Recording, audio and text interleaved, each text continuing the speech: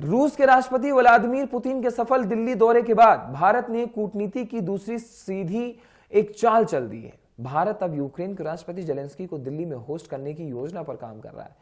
कूटनीतिक हलकों में इसे भारत की विदेश नीति का बैलेंसिंग एक्ट माना जा रहा है। देखिए, माना जा रहा है कि जनवरी 2026 में जेलेंस्की का दिल्ली दौरा हो सकता है। हालांकि अभी इस दौरे का तारीख तय नहीं हो सकी।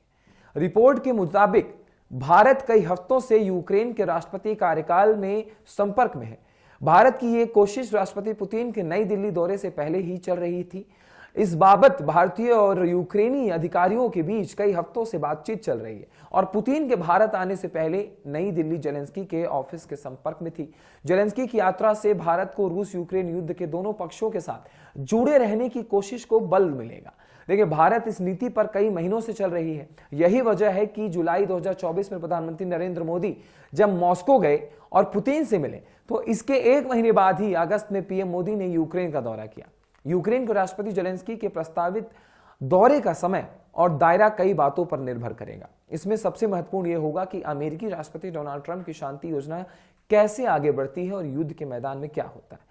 यूक्रेन की घरेलू राजनीति, जहां जेलेंस्की की सरकार अभी एक बड़े भ्रष्टाचार घोटाले में फंसी होने के कारण दबाव में है, वहीं इसी प्रस्ताव दौरे पर असर पड़ सकता है। देखिए, खास बात यह है कि यूक्रेन का राष्ट्रपति अब तक सिर्फ 3 बार भारत आया है। ये मौके थे 1992 में, 2002 में और 2012 में। पुतिन की यात्रा पर यूरोप की कड़ी नजर रही।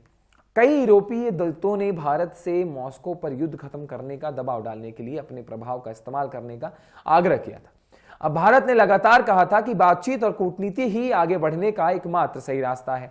इस बार भी राष्ट्रपति पुतिन की भारत यात्रा के दौरान पीएम नरेंद्र मोदी ने कहा था कि भारत तटस्थ नहीं है, भारत शांति के पक्ष में है। यूक्रेन युद्ध पर भारत की नीति काफी पहले से ही रही है। फरवरी 2022 में यूक्रेन रूस के बीच युद्ध शुरू होने के बाद भारत पुतिन और जेलेंस्की दोनों के संपर्क में रहा है।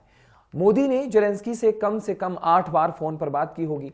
दोनों नेता अलग अलग प्लेटफॉर्म पर कम से कम 4 बार मिल चुके हैं। अगस्त 2024 में यूक्रेन दौरे पर गए पीएम मोदी ने जेलेंस्की से कहा था, हम युद्ध से दूर रहे हैं लेकिन हम न्यूट्रल नहीं हैं, हम शांति के पक्ष में हैं। हम बुद्ध और गांधी की धरती से शांति का संदेश लेकर आए हैं। भारत से हजारों सैकड़ों किलोमीटर दूर चल रहे यूक्रेन रूस की लड़ाई की सीधा असर भारत की इकोनॉमी पर भी पड़ सकता है।